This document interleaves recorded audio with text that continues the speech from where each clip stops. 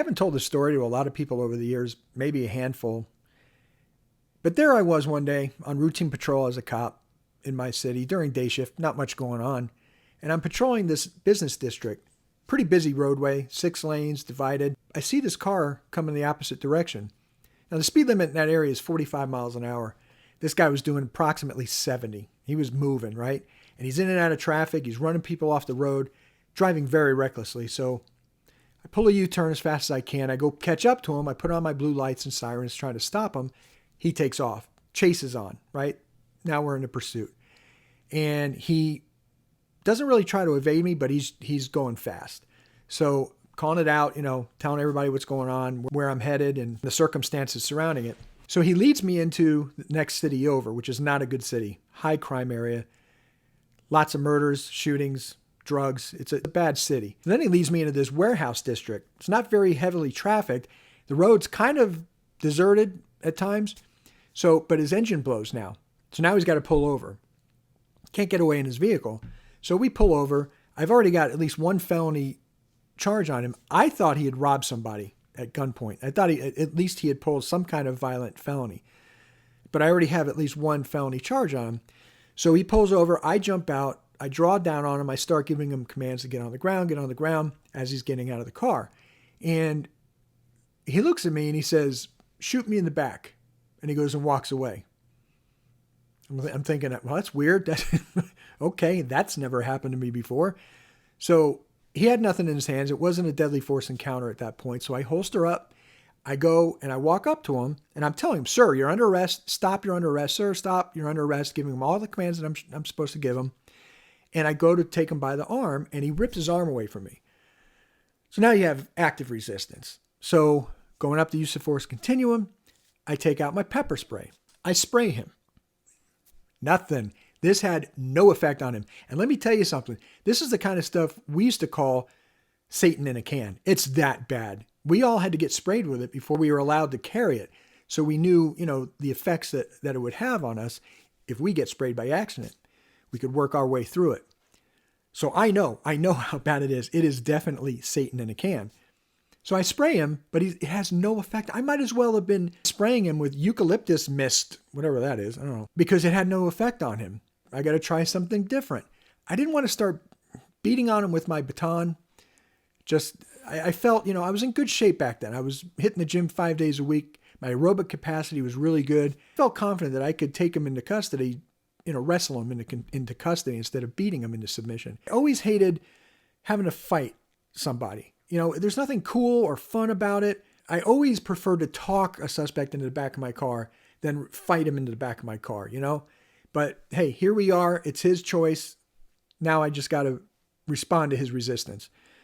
So I grab him now from behind and I pick him up. Now this guy, he had a good 4 inches on me and he weighed 260 pounds. I found that out later. But I pick him up and I go to dump him on the ground. So now I'm dumping 260 pounds on top of the 180 that I weighed at the time. And I jammed my elbow into the shell rock shoulder of the roadway. To this day, I've got neck issues because of that. So now I'm on top of him. The fight's on. He's punching me. He was screaming like some kind of, I don't know. It was weird. And he's trying to elbow me in the face. He's hitting me. And at one point, he reached back and he grabbed my gun. Now, thank God, literally thank God, my department had the forethought to buy all of us high security holsters. Not going to get into the technical aspects of it. You don't care.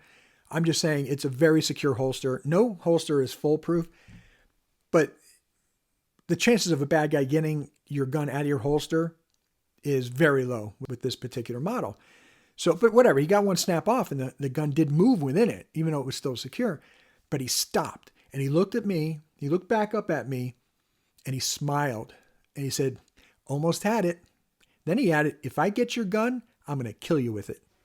Okay, so now I know this is getting really serious and I got to win this fight because if I somehow get subdued by this guy, I'm dead. I'm dead. So thank God, I was able to give my location where I am and I knew my buddies were coming to help me. I could hear sirens way off in the distance. So I knew I was on my own for a few minutes at least.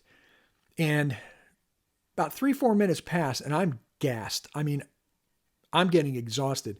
And anybody that's done any kind of boxing or UFC ground fighting kind of thing or wrestling, you know that if you're into it 3 or 4 minutes, you're exhausted. I don't care what kind of shape you're in, you're going to be exhausted.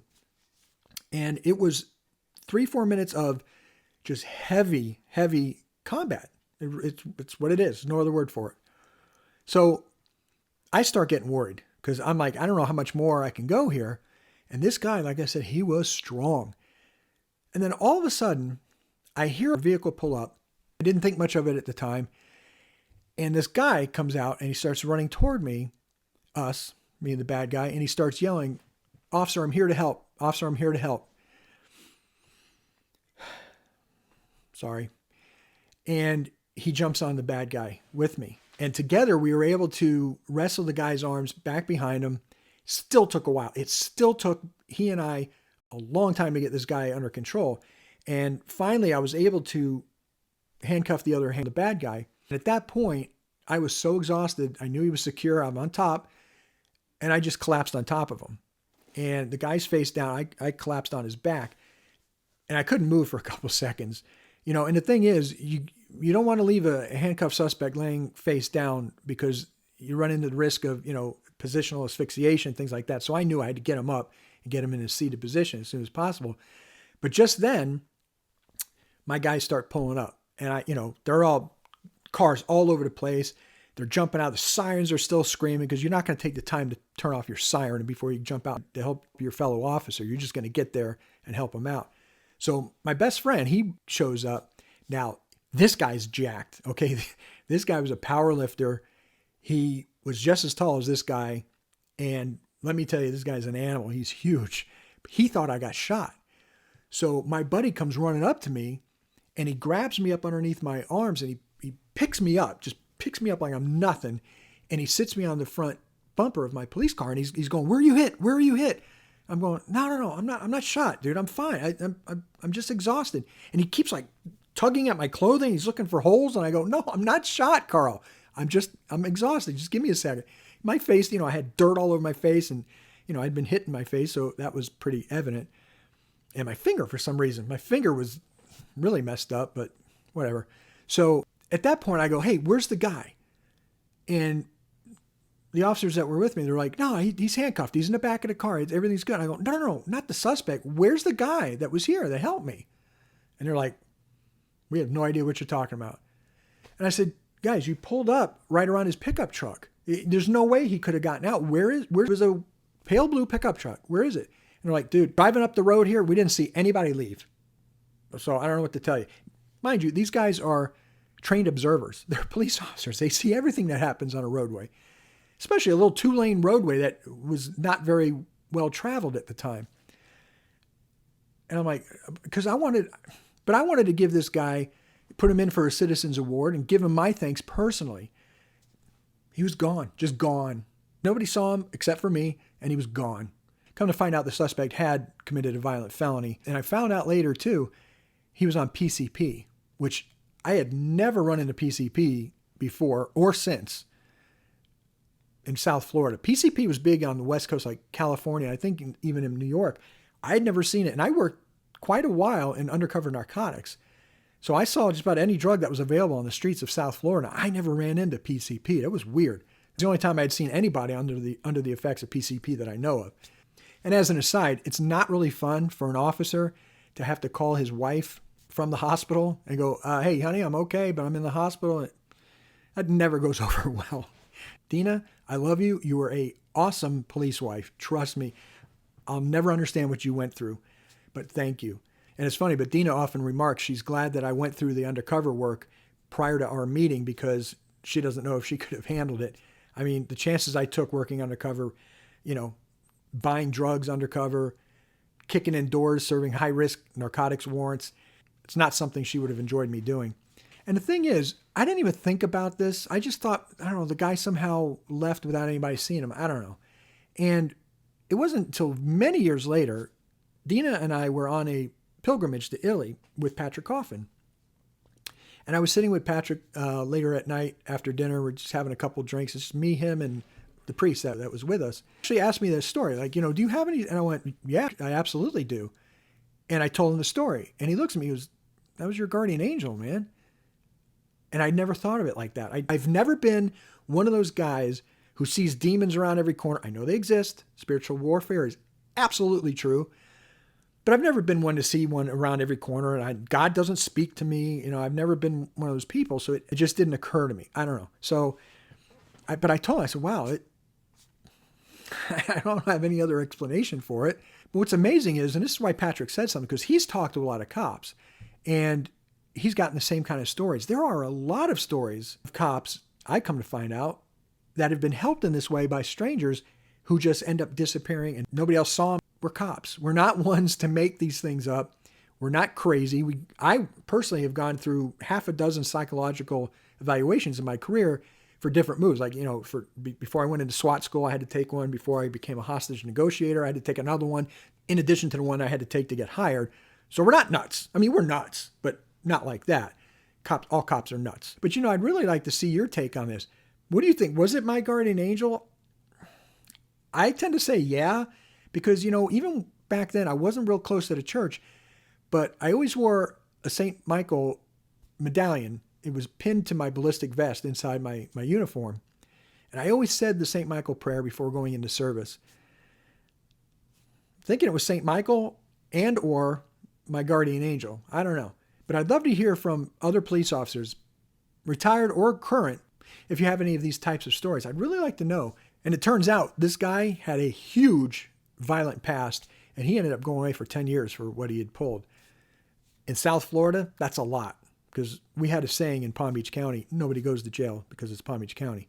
So it was good to see that this guy was off the streets for 10 years. And I had been in way too many deadly force confrontations over the course of my 30-year career in law enforcement. But I'm here to tell you, there's no way that I got through 30 years in law enforcement with the close calls that I had gone through. And let me tell you, there were times I should have been dead. I should have been killed, but I wasn't.